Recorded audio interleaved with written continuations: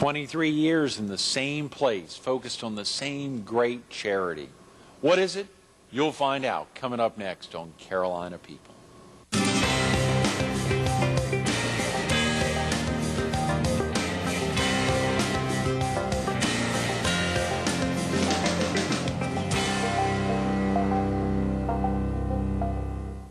Good morning. Welcome to Carolina People. This morning we're at the Myrtle Beach Herald.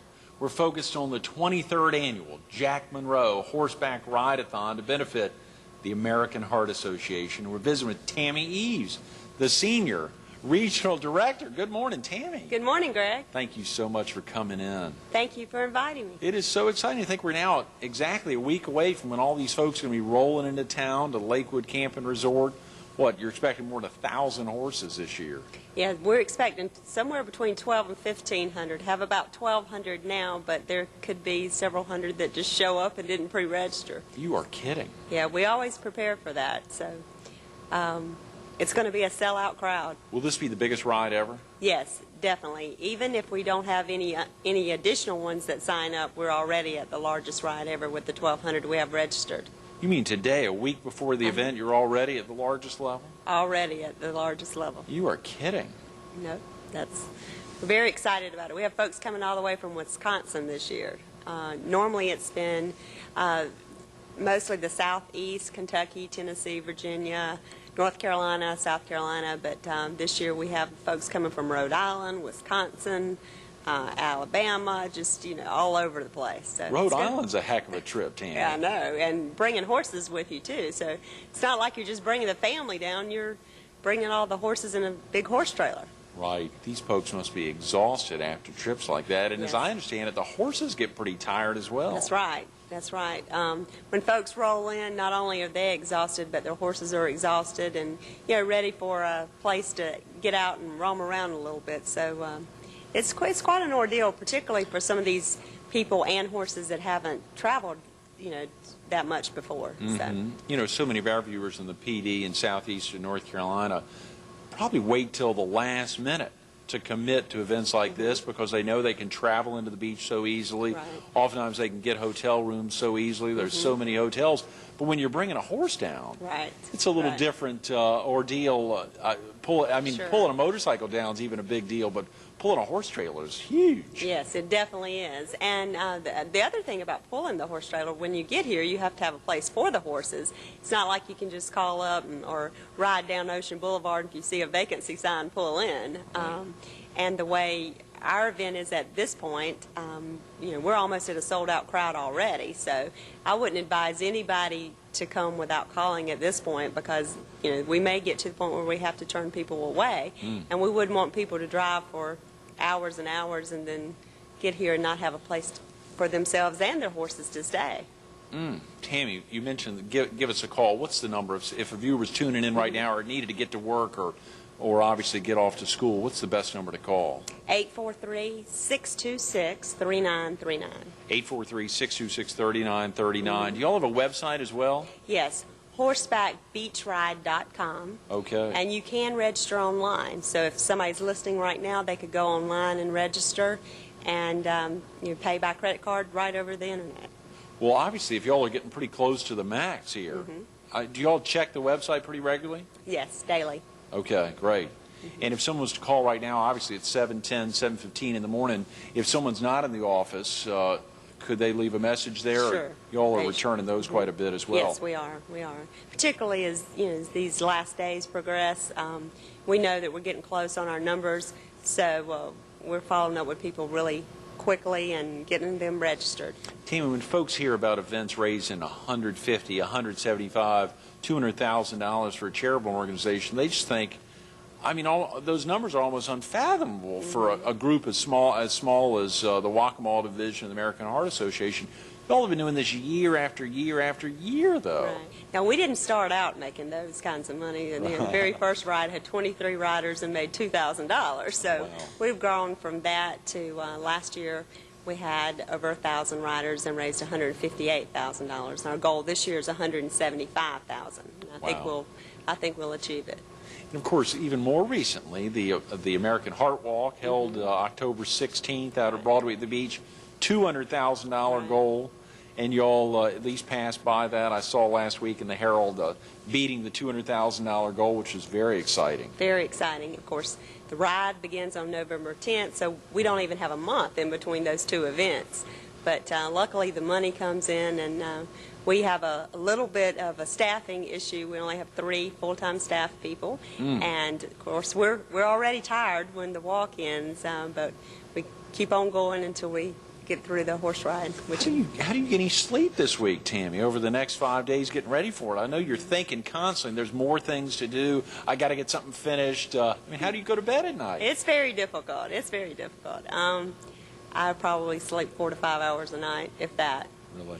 Yeah. Well, and of course, when you're dealing not only with a rider, but a rider and their horses, and of course their family, oftentimes they're coming down, and these folks are renting oftentimes not just 1 but 2 campsites Right. out there at Lakewood Camp and Resort. I mean, they're making a huge commitment, Yes, a they are. financial commitment, of course, traveling that far. You know, we think about gas prices impacting someone's travels. If they're thinking about coming to Myrtle Beach or thinking about instead staying in their community, whether it's Spartanburg or somewhere else. But if you're bringing a horse and a trailer, again, it just magnifies things so dramatically. Certainly does, certainly does. This event is really like planning over 1,000 people's vacations, because they come, usually they arrive early on Wednesday by lunchtime, Right. and stay till Sunday around lunchtime. So basically, you know, it's almost an entire week that they're here, and probably at least a week that they're away from home.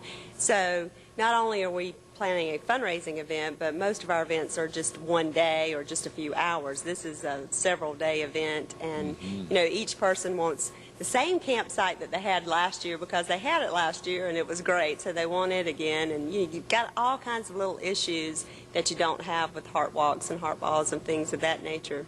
So it's really like planning 1,000 vacations. That is nuts, Tammy. You must need a ton of volunteers for this event. Oh, we do, and we still need volunteers. So if there's any folks that are listening and they either are familiar with horses, like working in the outdoors with horses, we can use those types of people. Right. Or if there's volunteers out there that just want to help the American Heart Association, and you don't want to be anywhere near a horse, we also have activities that those people can do.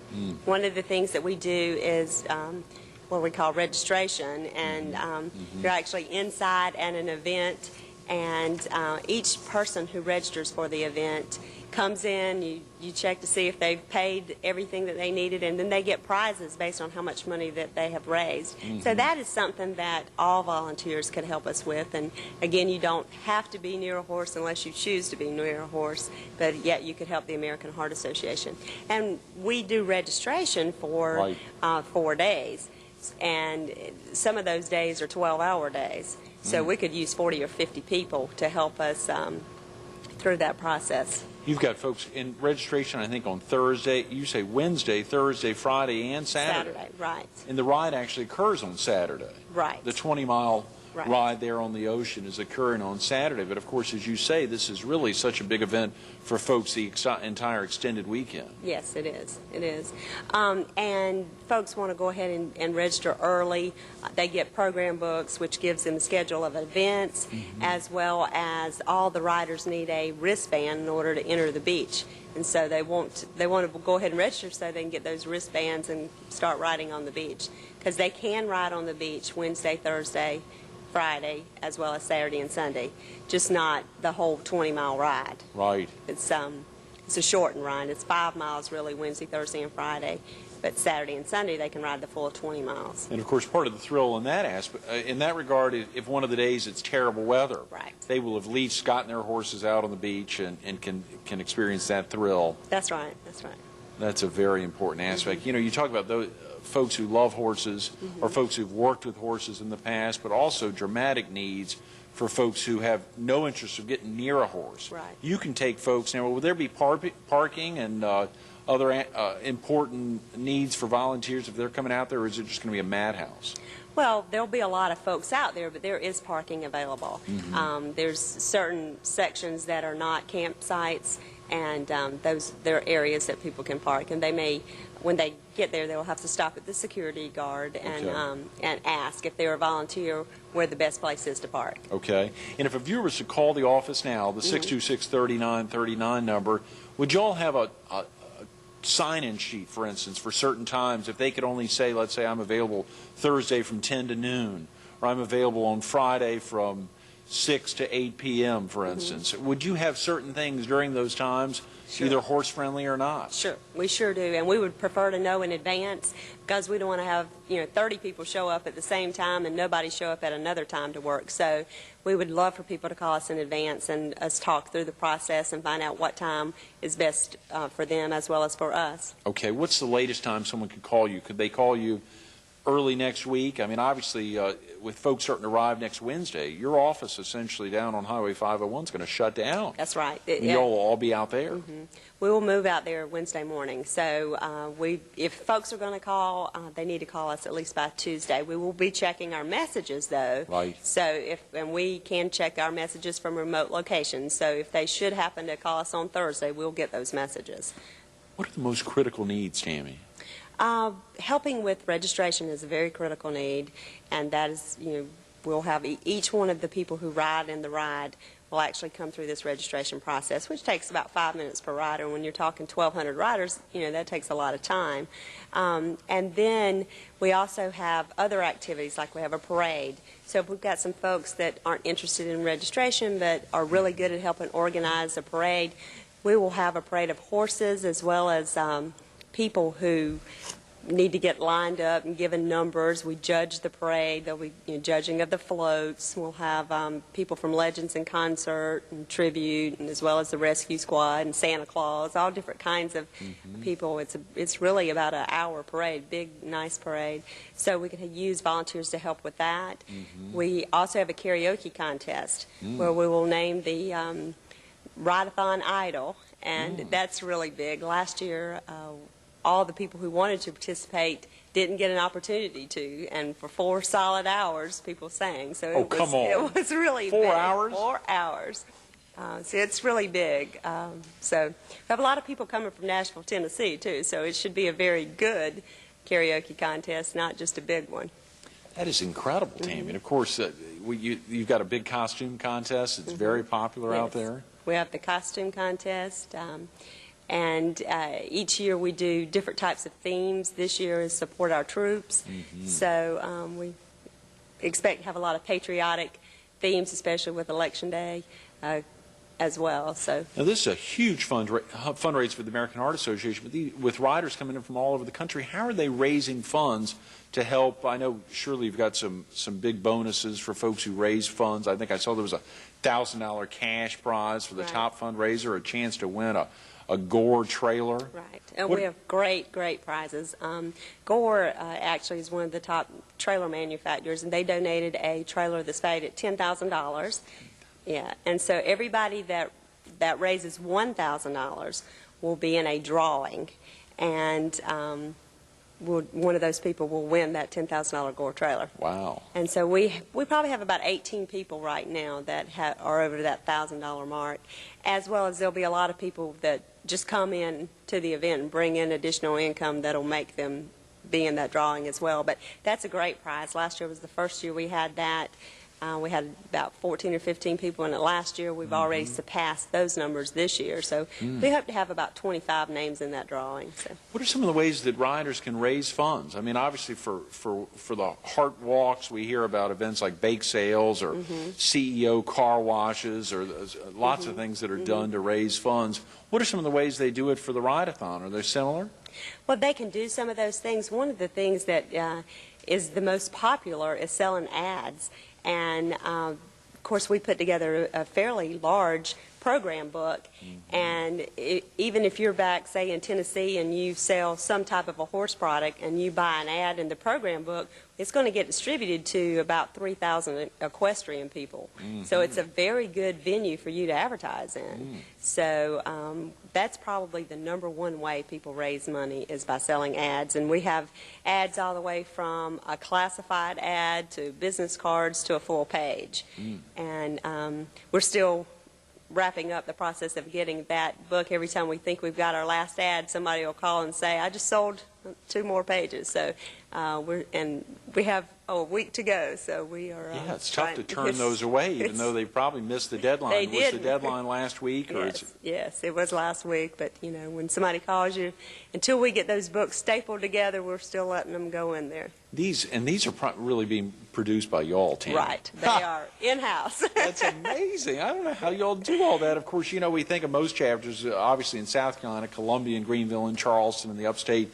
These folks are putting on 2 big events a year with oftentimes even bigger staffs, or the PD, the Florence office. Right. Or they have the same staff but only putting on 2 events a year. Obviously, for y'all, having to put on 3, and one October 16th, one next Wednesday, November 10th, and then our big gala this year on February 5th. How do y'all do it? That is insane. It's difficult. And, you know, the bad thing is that a lot of people say, well, I know you're just going to take a week off and take a big break after this event. Right. With the Heart Ball being February 5th, and by the time this event ends, it's almost Thanksgiving, and then you got Christmas and New Year's. You know, there's no break until after February 5th. Tammy, share with the viewers what would happen if you don't get enough volunteers. I know one of the things that folks think, oh, it'll be okay. It's much like yesterday, you know, folks think, oh, my vote doesn't really matter. Right. You know, someone else will vote or someone will cancel my vote. Well, obviously, we know that's not the case. We knew it from 4 years ago. We know it from yesterday and the results of last night from the election. But we think about that aspect of if enough volunteers do not show up. And, of course, you make it real easy. Seniors are invited.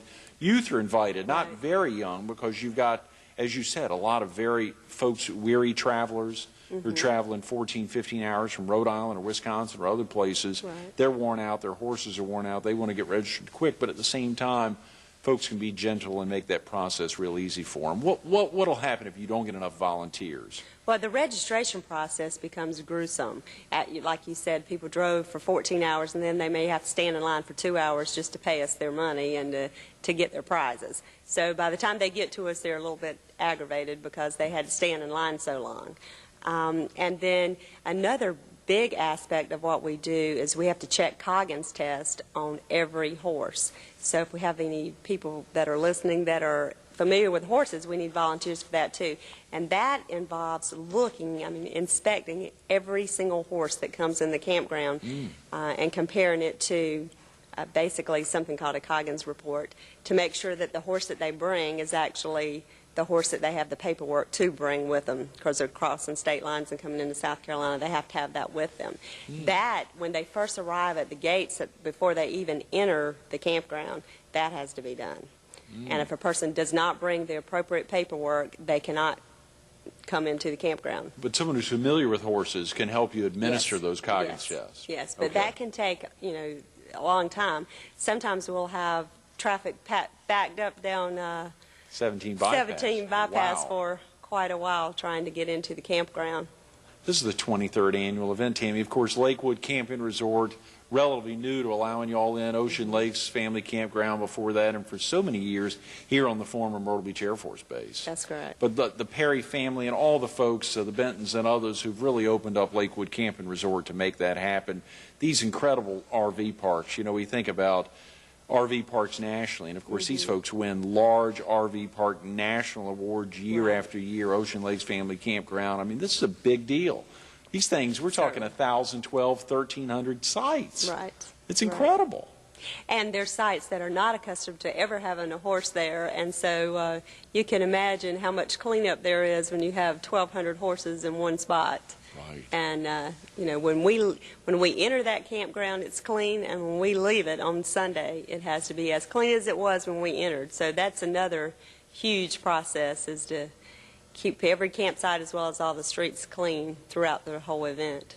Tammy, the riders keep the focus on the American Heart Association. They know many of their funds are going, obviously, to fight heart disease and stroke. We're talking about the #1 and #3 killers in America. Right. Do they, I mean, are there a lot of heart-related activities or heart and stroke-related activities going on that keeps the Heart Association in perspective? It sounds like a lot of fun here, karaoke and American Idol or horse idol type stuff.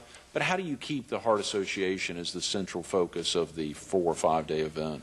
Well, one of the things that people can do also to raise money is to sell heartstrings. I think you're familiar with the way those work on the walk, but they are essentially, a person donates $10 and they get a heart that will be hung up at the event, and it's either in memory or in honor of somebody. And we will have thousands and thousands, probably 3,000 to 5,000 hearts with names on them, strung up throughout the campground, throughout the event. You know, so it's a beautiful decoration of a sea of hearts, but also names, either people that have lost a loved one or they have a loved one who has survived a heart attack. So that is something. We also have folks each year who tell us, you know, I lost someone to heart disease and I'd like, you know, I've raised $2,000 in their honor and we would like to be able to say something, or we want to buy an ad page in memory of somebody, that kind of thing.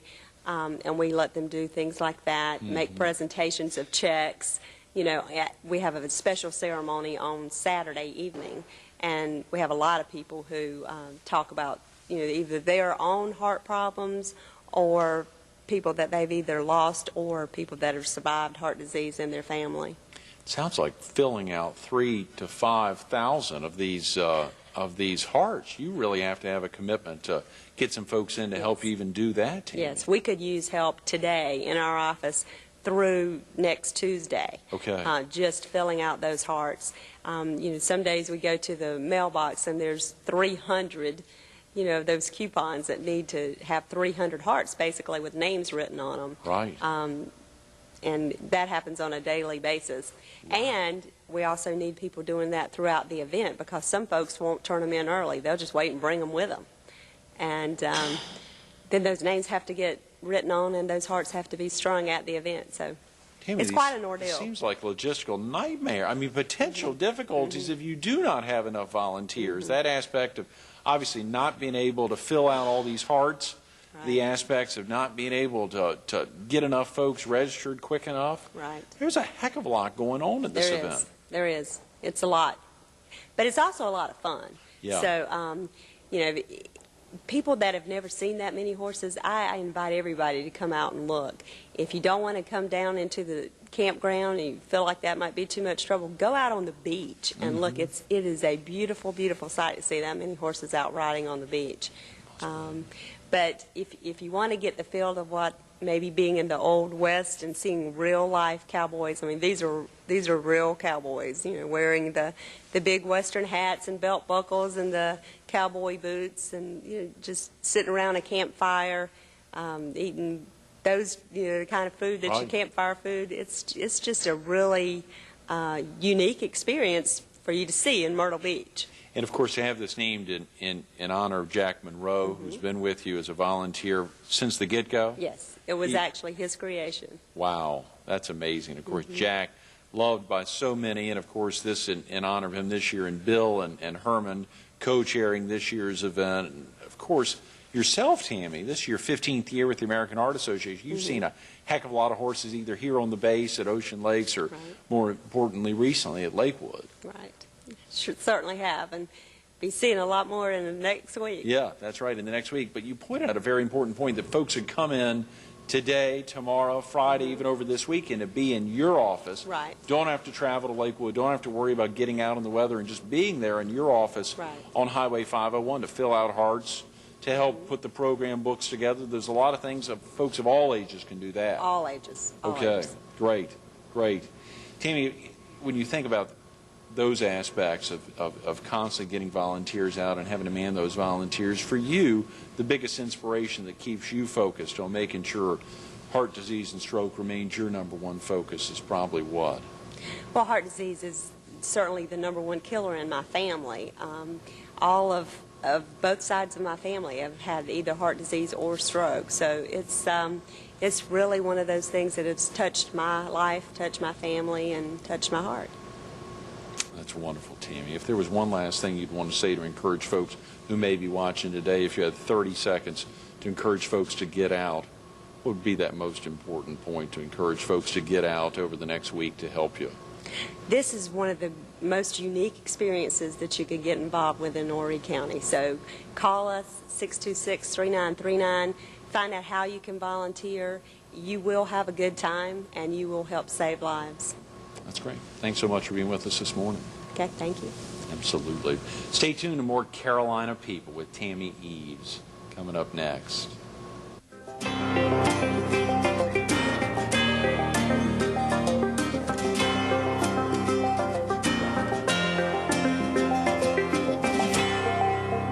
It's a week from today. A week from today, folks will be rolling in from all over the country. Think of that, Wisconsin, Rhode Island. They're coming to Horry County. You folks over in Hartsville and Laurinburg and Lumberton can make that same trip. It's not as far.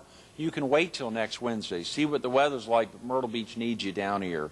Not only Myrtle Beach, but the desire to fight heart disease and stroke. It affects your neighbors. If it hadn't affected you and your loved ones, it impacts folks in your community, and it impacts a lot of folks, and there's a way to raise funds directly. If you don't work with horses, you can come down next week or even this weekend.